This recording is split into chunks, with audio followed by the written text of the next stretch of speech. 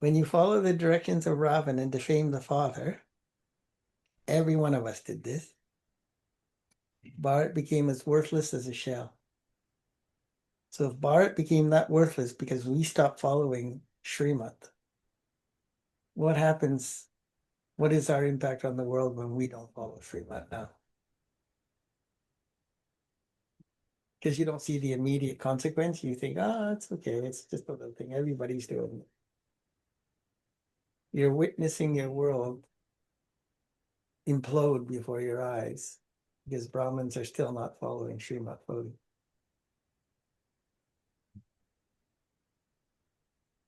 Now recognize the Father and remember him, and you will become wealthy. Why is that true? Seems far-fetched or extreme, but even Baba says this. Yeah, the ancestor souls, the root. You're the ancestor souls. You taught them how to sin, and you have yet to teach them how to be pure, how to stop sinning and how to be pure. Unless you frame it that way, you do not get your responsibility for why the world looks this way. Because you just see yourselves as being just like them. We're just souls. We're just human beings. Clearly, if we were all the same quality and same power, Baba would have given the knowledge to everybody right in the beginning. He gave it to us because we had the capacity to actually live by it. Now, the question is, are you putting your full effort into living by it? Now, welcome to your karma between you and the world, but also between you and God. He gave you direction and we didn't follow. How does that not incur karma? But then as soon as we get the return of our karma, Baba, Baba, Baba. Question, what wonderful secret is hidden in the picture of the ladder? Answer, there's a dance of devotion for half the cycle. It's all about knowing how to dance. And the dance of this knowledge for half the cycle. When the dance of devotion takes place, there is no dance of this knowledge. And when there's the dance of this knowledge, there's no dance of devotion. You're supposed to be in your dancing shoes when you come to Murli class. Ravan's reward continues for half the cycle, and you children experience your reward for half the cycle. This deep secret is hidden in the picture of the ladder. Then we think of it, oh, step by step. No, it's actually a dance. You're dancing each from birth to birth to birth.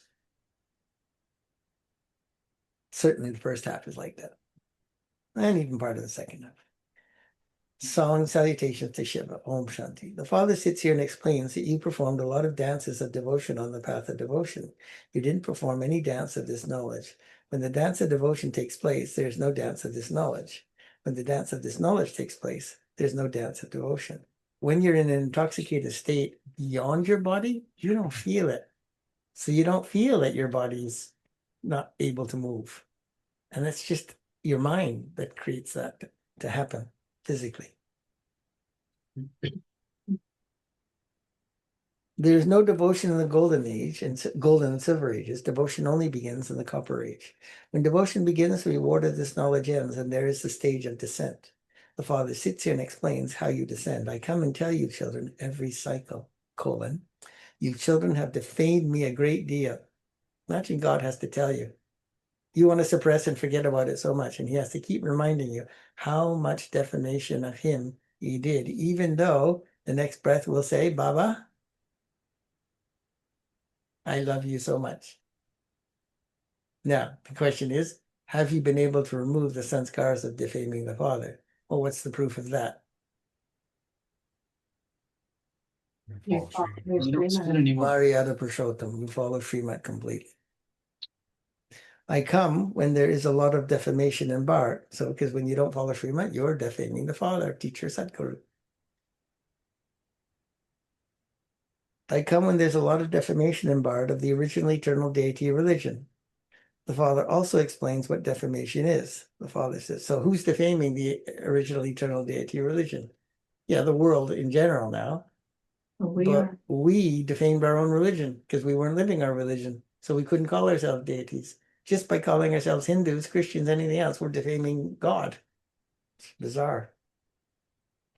Father says, I come every cycle and make Bharat's vicious residents of hell into residents of heaven. It was because you defamed me by following devilish dictates that you became so poverty-stricken. It was the kingdom of Ram and is now Kingdom of Robin. kingdom of Ravan. This is called the play of victory and defeat, day and night. Now, just think about when I would come. Just think about it. When would God come? You know, should should he wait till exactly when America, China, and Russia fight? That's a little late. How are you going to have any chance to change? People say, "Oh, why has Baba come so late?" Well, it wasn't late for me. I've been doing this 46 years. He came early. I still couldn't do it perfectly, right? So when would he come? He'd come even before I would come. Took me a long time to figure this out. Those to whom I gave the kingdom have now lost that kingdom. All the karmic accounts have been explained to you. I come and give you your inheritance, and then Ravan comes and curses you. This applies to Bharat in particular and the world in general. No one knows the praise of Bharat. At first, there was just Bharat. No one knows when it existed, what it was like, or who used to rule there. They don't understand anything. So if you would remember this point of the fact that you have been the biggest defamers of God, the Satguru, it would humble you so that You can then, Hmm? you could stop and you could follow his Srimad. well, even before that, something more practical.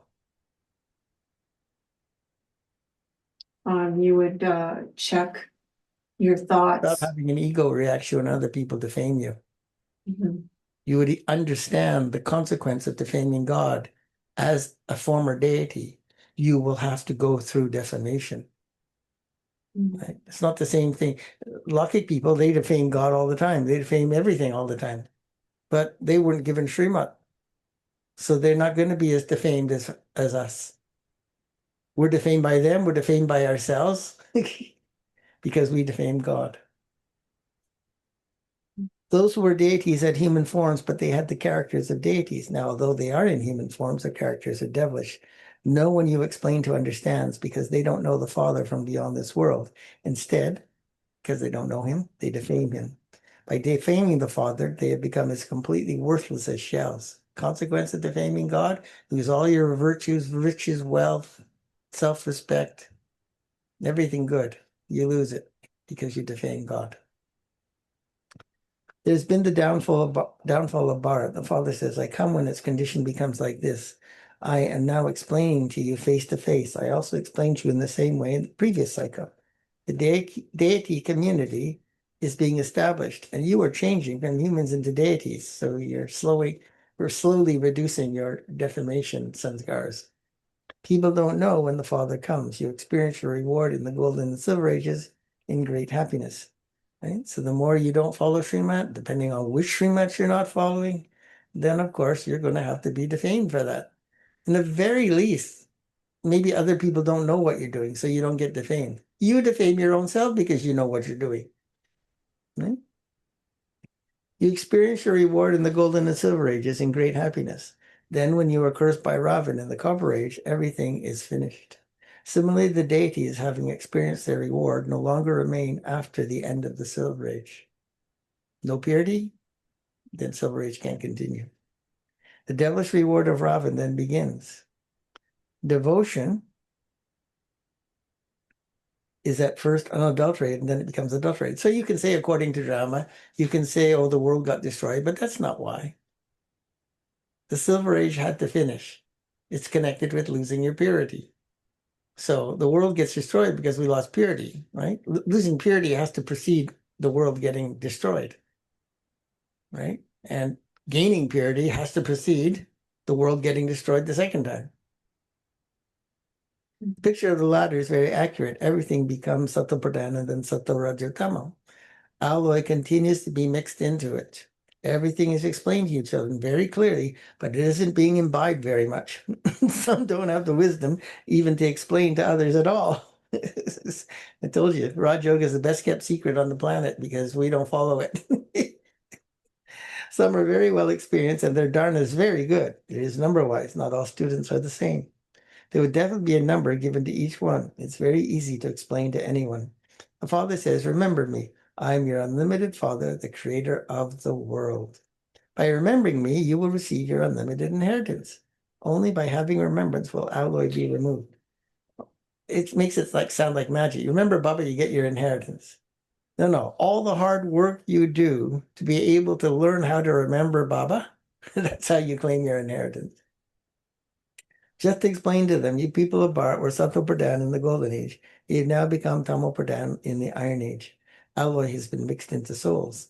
No one can go there without becoming pure. So at the end of the day, it's your willpower, determined effort that claims the inheritance. Every time you give in, every time you cave, every time you're weak, every time you don't follow, every time you disobey, every time you rationalize, justify, every time you don't do it, follow, then you got to get defamed and you got to lose your inheritance, get less inheritance. And obviously, the time of the sanskars you have of losing the inheritance, of wasting the inheritance, that's coming from Copper and Iron Age. That's when you did that. So that means you're under the influence of those sanskars every time you don't follow Srimad. So why do you continue to be body conscious? Because you get to steal in the short term, even though it's building up long-term debt, a mortgage. That is the consequence of stealing. There's only one crime I keep telling you that goes on all day long, that you do all day long. Every time you break Srimad, you're stealing. Because what makes you break Srimad? Wanting, desire. What do you want? Temporary power. Why? Why don't you go for full power? Too much work, too much effort. So that's why humans steal. Therefore, by definition, Brahmins have to be the biggest thieves. Mhm. We taught them how to steal. When clothes are new, they are said to be Satapradana. And then when they became old, they became Tamopradana. Everyone's clothes are about to be torn apart. Everyone has reached a state of total decay. Those who were the masters of the world have become totally pure. They are the ones who now have to become wealthy. It's not that we also weren't the greatest earners and bestowed the most fortune to everyone. We gave them gyan. But that's not what you need to remember. What you need to remember is how much you steal. Yeah? Baba knows you do great service and fortune and you uplift many and help many, but you're also stealing at the same time. Understand? So which is the one you have to lock down and be aware of? The stealing, Mhm. right? They're the ones who have now to become wealthy. People don't know these things. When Bharat was heaven, it used to be the kingdom of Lakshmi and Narayan. Those of all the other religions came later. The father sits here and explains these real things to you. He said real in English. Look how much respect there is for the Gita. While studying that Gita, people have completely fallen. And this is why they call out, "O purifier, come." So studying, reading, repeating, memorizing does not help you ascend. Do you do that in the Murli? Study, memorize, repeat, tell others. Will not make you ascend. Knowledge can't make you ascend. It can slow down or stop your descending. Right? It can teach you how to, you can use your intellect on the basis of knowledge to teach yourself how to have yoga. Then you will ascend. But without yoga, you can't ascend. Look how much respect there is for the Gita. While studying that, people have completely fallen. This is why they call out, "Oh, purifier, come." You can't say that those people who studied the Gita didn't have good intentions. It's so many good intentions. Well, Brahmins have the biggest, most good intentions. They still fell in the cycle, and they had knowledge, the real Gita. We have become corrupt, period. Only God can grant salvation. Everything in the scriptures belongs to the path of devotion. Your intellects understand that by receiving this knowledge from Baba, you then become deities. But fortune just to hear knowledge. And then you hear the knowledge and you don't imbibe it, and then you wreck your stage, and then you wonder what happened to your fortune. You had it. He gave it to you when he gave you knowledge. What'd you do with it? You now have disinterest in the whole of the world. Sannyasis perform the devotion of bathing in the Ganges, etc. Devotion is also Sattva-pradana at first. Yeah? Why did we do the ritual of bathing in the Ganges and all the rituals in Bhakti? And some of them are pretty challenging and difficult to do physically. Yeah? Chant a mantra, sit in silence, repeat shlokas for hours and hours in the old days. Nobody does that now, probably. Why did we do that? It was all we had, but we did it with such ferocity. We did it with such dedication. We knew we were impure and we needed a way to become pure. No, because it was easier than knowledge. It was easy. It's easier to do bhakti. As hard work as that sounds, inculcating and becoming pure is way more work. So we took the easy path. That's why I tell you, never take the path of least resistance. You'll still keep falling. Sannyasis perform the devotion, Baba says, devotion was also Sattva Pradhan at first. Then it becomes Raja and Tamo. This is the same. The day of half the cycle and the night of half the cycle has been remembered. As well as the day and night of Brahma, it must also be the day and night of Brahmins. Brahmins. You are now going into the day, and the night of devotion is coming to an end. There is a lot of sorrow in devotion. That is called the night. People continue to stumble in the darkness while searching for God. There is no one on the path of devotion who can grant salvation. No one, period. You just have to take Baba's word for it because we can't go and meet them all. So stop looking, is what he's saying. Don't do bhakti, stop looking. Apart from you, no one knows God accurately. No one can understand that a soul is a point and the Supreme Soul is also a point. God himself comes and explains to you through the body of Brahma. They have then portrayed the lucky chariot in the form of a bull. There is no question of a bull. The Father explains everything very well, but it doesn't sit accurately in anyone's intellect. The Father sits here and explains, children, I am the Father of you souls. Remember me and remember the inheritance, and your sins will be absolved. That's the point of faith. But it becomes realized faith.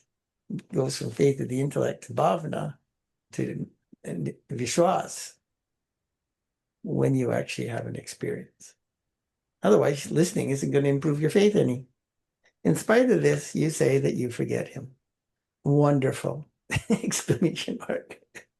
You forget such a bridegroom or father? Does a wife ever forget her husband, or does a child ever forget his father? So why do you forget this one here? You even say, Baba, you are making us into masters of heaven, yet we forget you.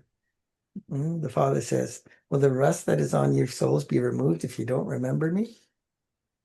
No, you can fight, you can argue, you can give excuses to Baba all you like why you won't renounce vices.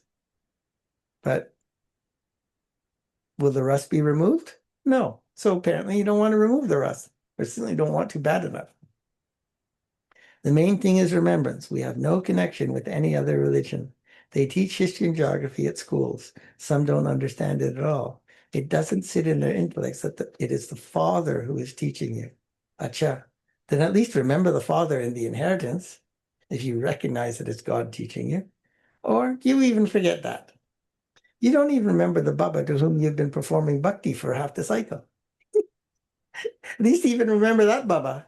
It is in the intellects of your children that you will shed your bodies and go to your kingdom. This is your last birth. You see them with those features in the subtle region.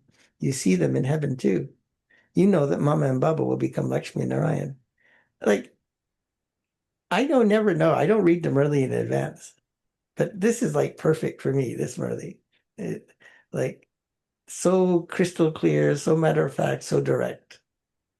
Basically saying, you're impure, you defame me, right? When you are living in the golden age, you understand that you will shed your body and take another. You do not have this knowledge that there will be the silver age after the golden age, and then there'll be the copper age, and that you continue to descend. None of this knowledge remains there. Why did you continue to descend? You didn't have truth, knowledge. You didn't have Baba's knowledge. You didn't have purity. You didn't have his virtue. You didn't have yoga. Well, if you don't change all of that, why will you stop descending? So even Brahmins descend because they're not actually doing what Baba says.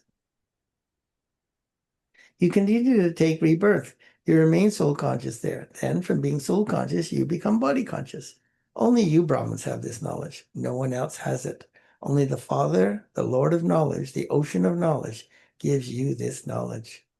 He would definitely only tell it to you Brahmins, you children of Brahma. What's Lord of knowledge? Gyaneshwar. Gyaneshwar. The children of Brahma are the Brahmin community. There is a difference of day and night. You make effort and become completely virtuous. You become completely viceless. Whilst living at home with your families, remember the Father. Whilst living at home with your families, remember the Father. You definitely have to perform actions. Intellect yoga should be connected to the Father. You can act, you can work as a carpenter, or even rule a kingdom. There is a memorial of King Janak. Continue to rule your kingdom. But your intellect yoga has to be connected to the Father, and then you'll receive your inheritance. The Father says, Man Manabha. Constantly remember me alone. Shiv Baba says, when you just say Shiva, you remember the Shivlingam. The name of everyone's body is mentioned because they play their parts through their bodies. That's why bodies are remembered. You are now being made soul conscious, and you will remain that for half the cycle. And if so, then you don't remember bodies, and therefore there's no need to be impressed and no need to praise, because you only do that to a body that you're remembering. Otherwise, you just see the soul. The soul is doing what it's doing, and right? Why do you praise anyone? Because you're contrasting it with everything else that's around that you're seeing and experiencing. But again, that's according to your consciousness. Hence, no need to do any of that. At this time, all are body conscious. They're the king and queen, and the subjects are all soul conscious. But that doesn't, again, to do this, you have to equally learn how to respect. You have to be able to see the virtues, see the specialties, have great respect and value. And that's what saves you from having to praise and be impressed. Everyone's lifespan is long. Here, everyone's lifespan is short. Father Percy sits in front of you, children, and explains to you so well. He says, "Oh, souls, this is because it is you souls who take this knowledge." Dharna also takes place in you souls. Baba doesn't have a body. All this knowledge is in the soul. A soul is a star. The body too is a star. It's the greatest gift you could ever have, is have this knowledge in your intellect, because once you have it, it's for eternity. Once you churn it, once you understand it, realize it, use it, know how to use it, it's forever. He doesn't take rebirth, whereas souls do. This is why Baba gave you work to do. He told you to write down the praise of the Supreme Soul and the praise of the children. Okay? Write it down. Don't chant it. Don't sing it. Write it down. Be aware of it. The two are separate. The praise of Sri Krishna is separate. He is corporeal, Krishna, whereas this one is incorporeal. Who made him so virtuous? Krishna. It is said that it was definitely the Supreme Soul who made him that. At this time, you are the godly community. The Father is teaching you. You experience the reward later on. No one will teach you this in the Golden Age. The paraphernalia of the path of devotion will have finished. There also has to be disinterest in this world. That is, you have to renounce your bodies and all bodily relations and consider yourselves to be So bodiless soul. bodiless souls. You came bodiless and you have to return bodiless. So stop wasting time indulging your body consciousness. The old world is to be destroyed, and we will all go to that new world. Simply continue to make this effort of remembrance. Yeah, every second, every minute, every hour, you keep indulging the body and its desires. That's the second you did practice soul consciousness, bodiless, getting ready to go home. Simply continue to make this effort of remembrance. It is in this that many fail. They don't remember the Father at all. Explain to whoever comes here. Now, you could talk to Baba through your day. Nobody can stop you. You don't. You don't have interest to do that. Otherwise, you just keep talking and you wouldn't have time for Maya. Shiv Baba says, through Brahma, remember me and your alloy will be removed and you will become the masters of the land of Vishnu. The land of Vishnu is also known as the land of heaven. Remember the Father as much as possible. The Father whom you have been remembering for half the cycle has now come personally in front of you. He says, remember me. No one knows him. He himself comes and gives his own introduction.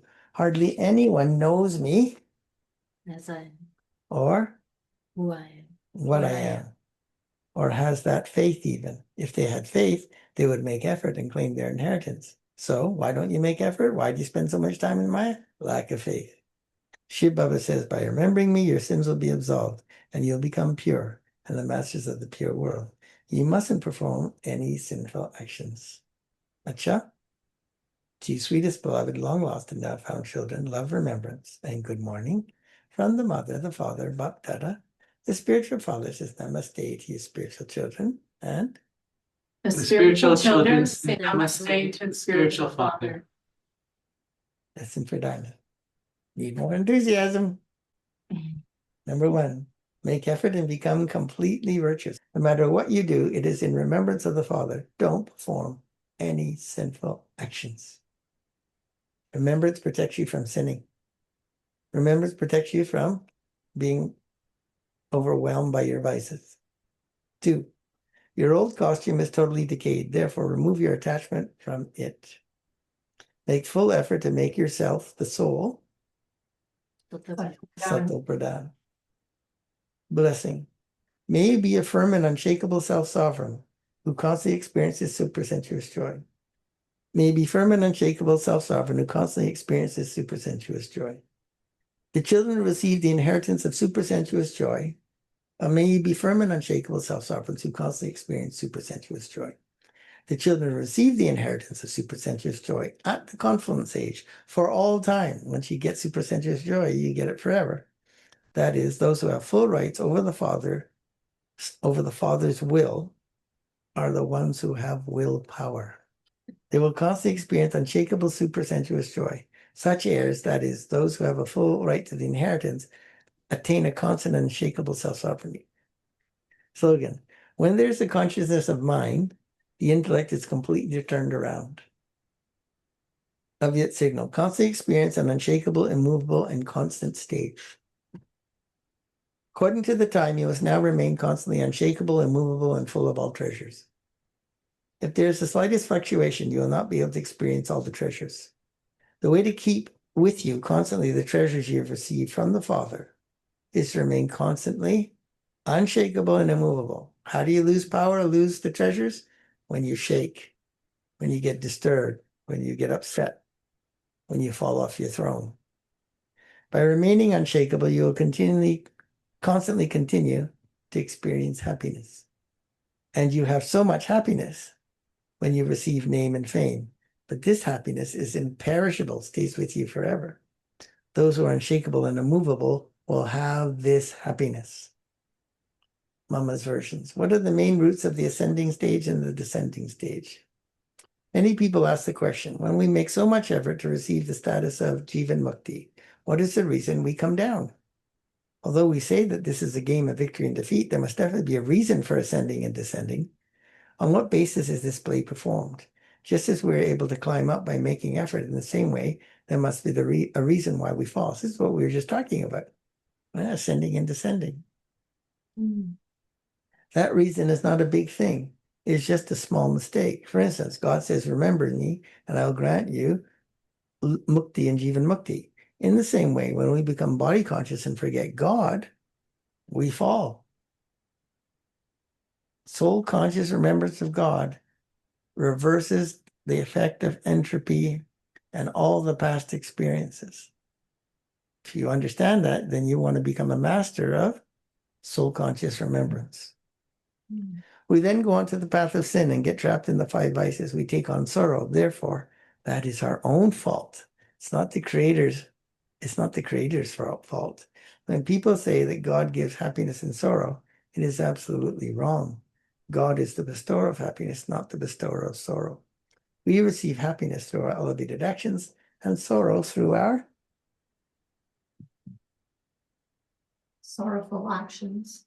Negative actions. impure actions. We definitely receive the fruit of good actions and the consequences for our bad actions from God. We're getting the fruit from God.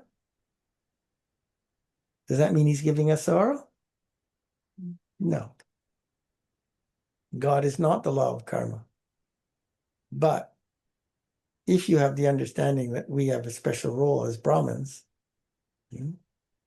so we are in the Brahmin clan, and if you are following Srimad and you have surrendered your life to God, then all your give and take is not with the world. Your give and take is with Baba.